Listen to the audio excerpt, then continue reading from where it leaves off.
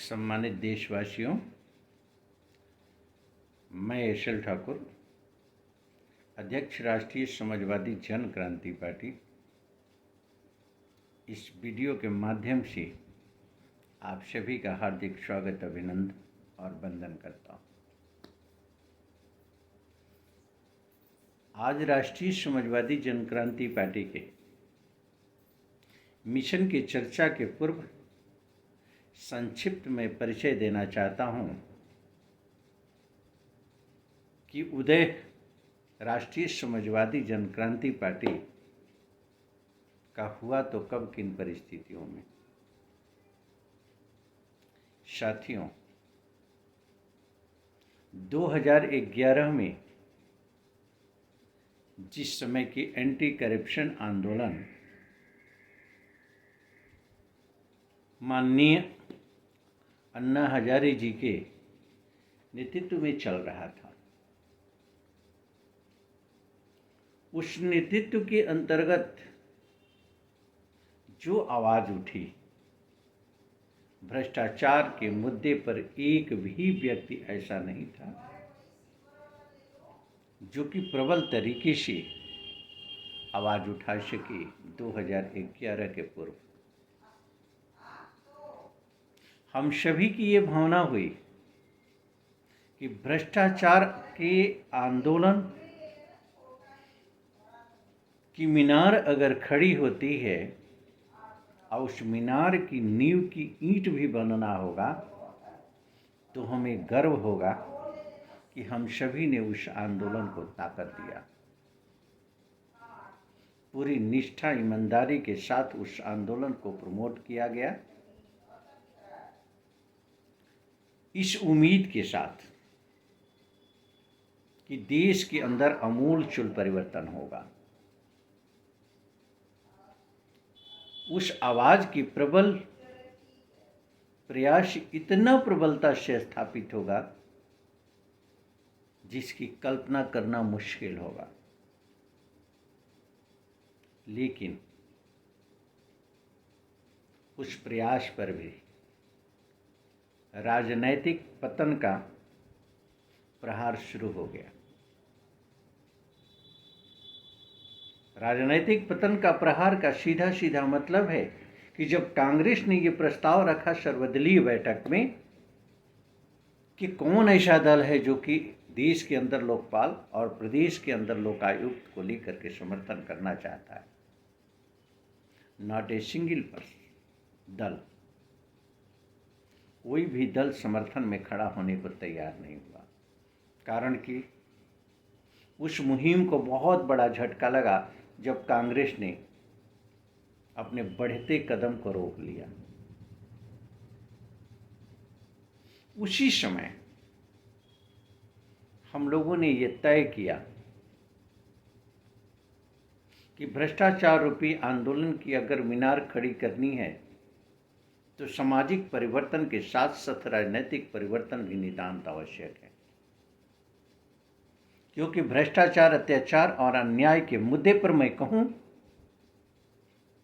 तो राजनैतिक दृष्टिकोण से शासनिक हस्तक्षेप का बहुत ही बड़ा रोल है और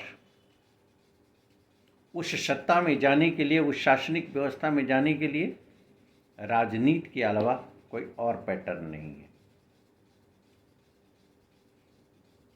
कारण कि हम सभी ने तलाश करना शुरू किया कि कौन ऐसा प्लेटफार्म है राजनैतिक प्लेटफार्म के रूप में जिस प्लेटफार्म के अंतर्गत हम जुड़ करके एक सच्चे सिपाही के रूप में कार्य करके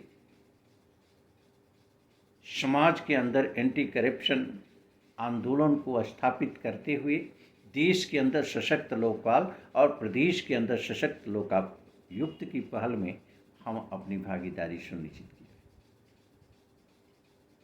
लेकिन अफसोस कि देश के अंदर कोई ऐसा दल नहीं दिखा जिससे ये कहा जाए कि जाति, धर्म, क्षेत्रवाद और भाषा को छोड़ दो, आर्थिक नीतियों और शैक्षणिक नीतियों के अंतर्गत काम करो तो किसी भी दल के पास वो क्षमता, वो सोच, वो कार्यशैली नहीं थी जो कि इस मुद्दे पर खड़ा हो सके। इसकी समीक्षा हम लोगों ने किया आज़ादी के पश्चात स्थापित दलों से लेकर के विपक्ष की भूमिका में रहे दलों को लेकर के। देखा हम लोगों ने देश के स्तर पर राष्ट्रीय दलों को और प्रदेश के स्तर पर क्षेत्रीय दलों को। कारण कि राष्ट्रीय समाजवादी जनक्रांति पार्टी का गठन करना पड़ा। राष्ट्रीय समाजवादी जनक्रांति पार्टी के गठन के पश्चात 31 मई 2011 को पार्टी रजिस्टर्ड होती है। पुनः एक आवाज उस आंदोलन से उठना शुरू हो जाती है 2012 में कि आम आदमी पार्टी का गठन किया जाएगा। बहुत ही खुशी हुई कि भ्रष्टाचार रूपी आंदोलन की पैदा राष्ट्रीय समाजवादी जनक्रांति पार्टी के साथ साथ आम आदमी पार्टी भी चुनाव के मैदान में आएगी राजनैतिक एजेंडे के साथ, आमूलचूल परिवर्तन की पहल करेगी। आशा की किरण जगी। मेरे दोस्तों, जब इस मुद्दे को लेकर के हम लोग आगे बढ़ ही रहे थे कि भ्रष्टाचार रूपी आंदोलन को राजनैतिक अमली जामा पहनाते हुए हम प्रदेश और देश के अंदर जन जन की आवाज़ कैसे बनाए, बहुत ही सुंदर लगा जब क्षणिक प्रयास के अंतर्गत ही मात्र 1 साल में दिल्ली के अंदर चुनाव लड़ करके और आम आदमी पार्टी ने 28 सीटों पर अपनी विजय हासिल की। हम लोग अपनी खुशी को रोक नहीं पाए थे, कारण कि ये लगा कि एक आंदोलन से निकले हुए हम लोग हैं, एक विचारधारा है, वो विचारधारा वर्षों से स्थापित उन राजनैतिक दलों को धत्ता बताते हुए स्थापित दिल्ली में हुआ। तो आगे उम्मीद की किरण दिखी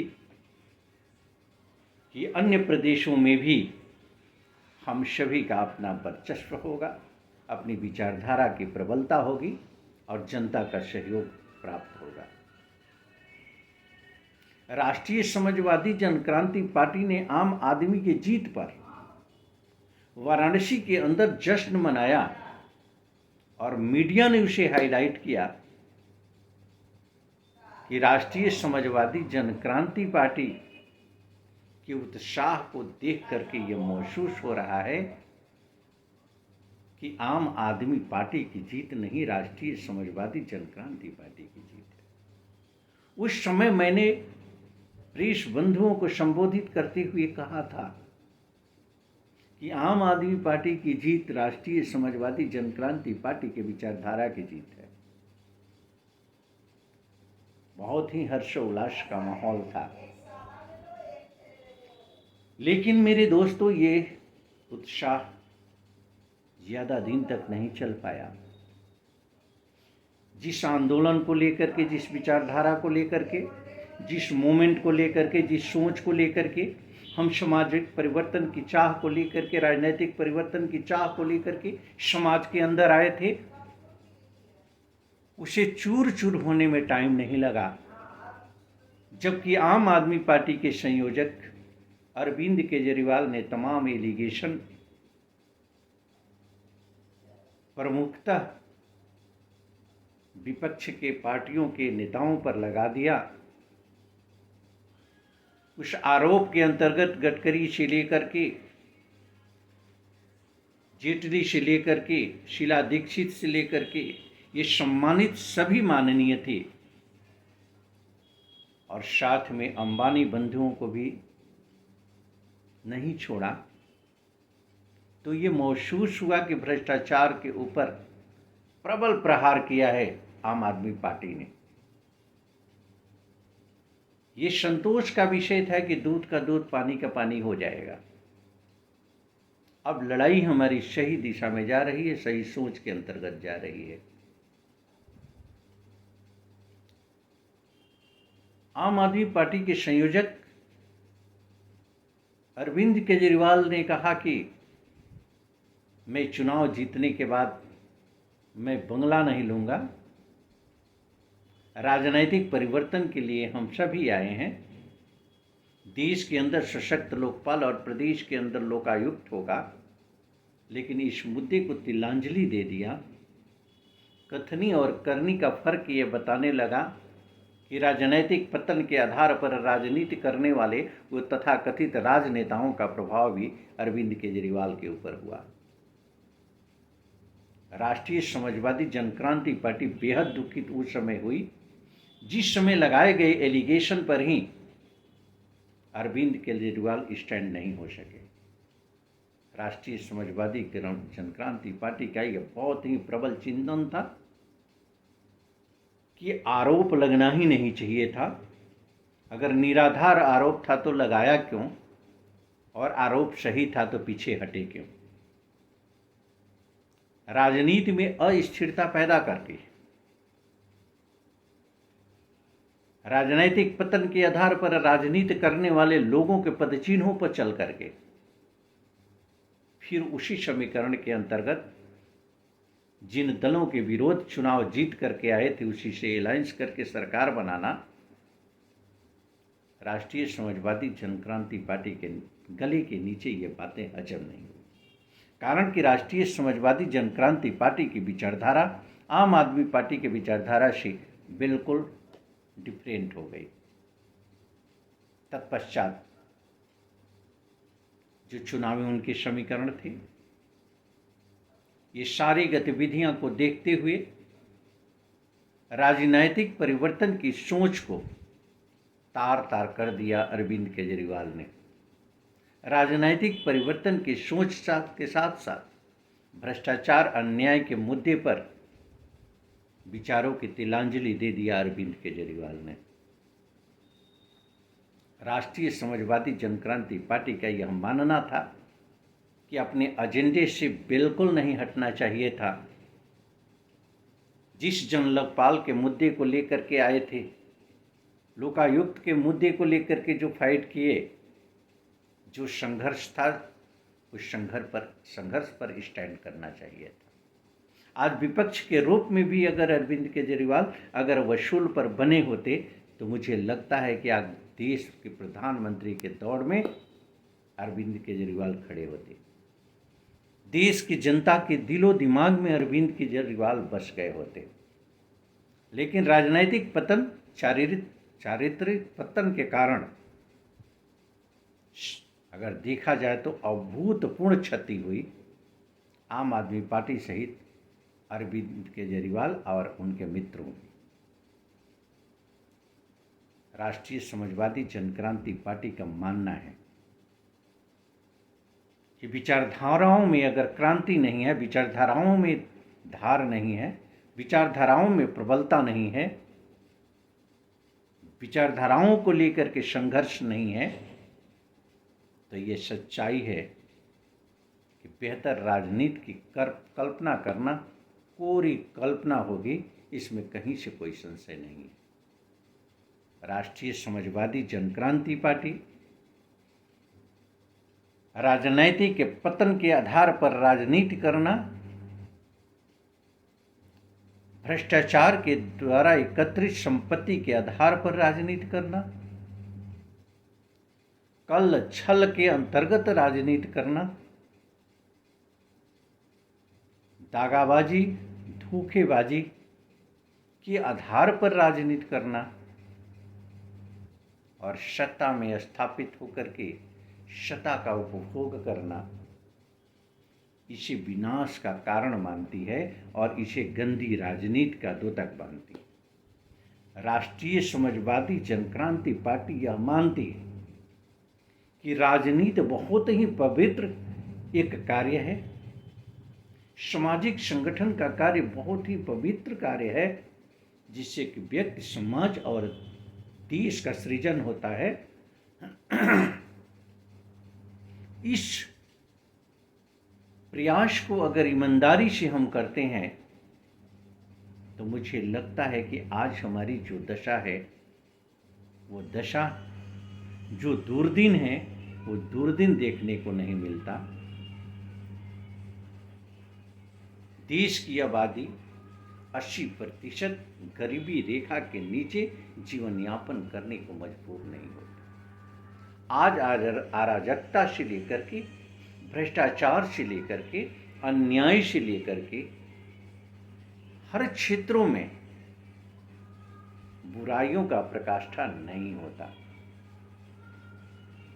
अगर ईमानदार राजनीति होती तो संविधान और कानून का राज होता, और कानून और संविधान का अगर राज होता तो व्यक्ति के व्यक्तित्व का विकास होता, कारण की होता आर्थिक उत्थान, कारण की होता शैक्षणिक उत्थान और बेहतर सामाजिक उत्थान होता। देखने को मिलता कि भारत विकसित नहीं, विकासशील नहीं, विकसित देश है। विकसित देशों में हम आगे की लाइन में होते, विकासशील के रूप में नहीं होते। तो मैं विशेष करके आप सभी से आग्रह करना चाहता हूं कि बेहतर राजनैतिक सोच को लेकर के, विचारों की प्रबलता को लेकर के, संविधान और कानून के राज को लेकर के, बेहतर सामाजिक संरचना को लेकर के राष्ट्रीय समाजवादी जनक्रांति पार्टी के मूवमेंट को आप सभी सहयोग दें। आप जिस रूप में जैसे चाहते हो इस मिशन से जुड़ करके, इस पॉलिटिकल पार्टी से जुड़ करके एक बेहतरीन समाज की संरचना में हम सभी का सहयोग करें। नेक्स्ट वीडियो में पुनः विचार को आप सभी के समक्ष रखने के पूर्व मैं इंतजार करूंगा कि कमेंट के माध्यम से, शेयर के माध्यम से, लाइक के माध्यम से आप सभी का सहयोग हमें प्राप्त हो, जिससे कि मुझे महसूस हो कि कहीं न कहीं से आप अच्छी राजनीति के पक्षधर हैं, अच्छी सोच के पक्षधर हैं, अच्छी पहल की पक्षधर हैं और मिल करके व्यक्तित्व का निर्माण, समाज का निर्माण और देश का निर्माण करना चाहते हैं। इस उम्मीद के साथ मैं अपनी वाणी को विराम देता हूँ। पुनः दूसरे वीडियो में नए विचारधारा के साथ आपके बीच। नमस्कार।